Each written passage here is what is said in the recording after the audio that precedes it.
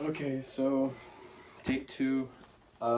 Today we will be discussing in this seminar, first of all, the five functions of management.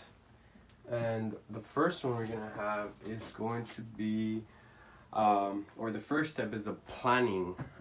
This is this is a process which the company's objectives and goals are set, and this is just the process in which we determine the goals, the organization's goals, and what basically procedures and policies from the company are established. That way, everybody knows the game rules.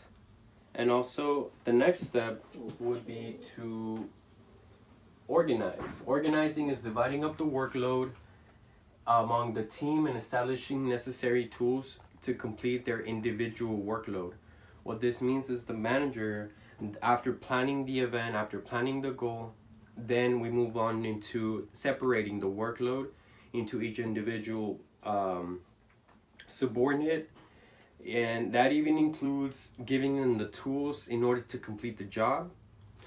And an example for planning can be a local car salesman team trying to increase their net profits by 25%.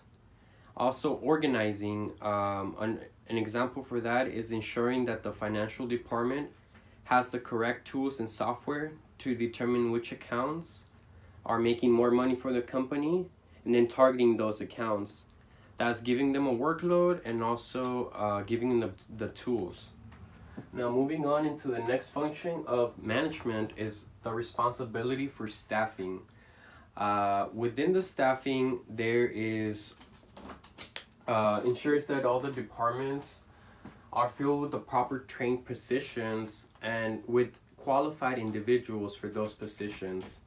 And if the organization can work properly towards achieve that goal, if the hiring of individuals do not have enough training in such a field, then that's when the manager can come in and correct those mistakes by providing training, whatever. Now, the next, or should I say, the next two is leading and directing. This is when the manager decides what tasks need to be completed and how to influence his subordinates to complete tasks beyond directions and submission. What this means is that the manager is looking for ways to motivate its team beyond the direct approach of telling your employee what to do. It is by determining what tasks need to be done in order to achieve the goal on time, and if something is not working out, then taking the correct measures in order to correct that mistake. That way they can be back on track. And again, this is not just by telling the employee what to do, it can be by empowering them and all sorts of other ways.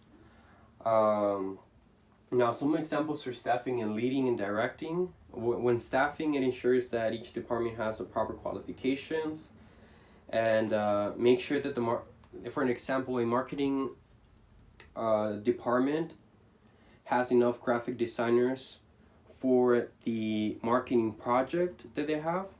Also, leading, an example for that is market sales director instructing a set goal for all salesmen and a deadline while encouraging them to do their best work and highlighting what they have already accomplished. The last one on here is going to be controlling and monitoring. This is when a manager is responsible to ensure that production levels are up to standard and make sure that every other area in the group is operating efficiently. It also ensures that all previous functions are functioning well, and if not, making those proper changes in order to have a successful team and have a productive team, which is the most important thing. You don't want to be overstaffed. You don't want to be directing employees too much to what they have to do and how they have to do it. This is just more of a way to making sure that all the other functions are in check. And now we're going to be talking about the different management styles. There's 3 different management styles. With that being said, we have the directing style, which is which is basically tells employees what to do, how to do it, when to do it, and this is either through visual aids or audio, both. Some of the strengths with directing management style is that it's great for people who don't have the knowledge or skills to complete the job. And some of the cons are that it has very limited interaction. It's a one-way interaction between manager and employee. Employees don't really have an output or saying on what they have to do, and there's no critical thinking involved for the employees. An example of this could be giving an employee directions on what shipments to receive, when to receive them, and how much to pay when receiving that invoice. So this could be a company receiving shipments and the employee is told exactly what to do. Now moving on with the discussion style, this is more of a two-way communication setting.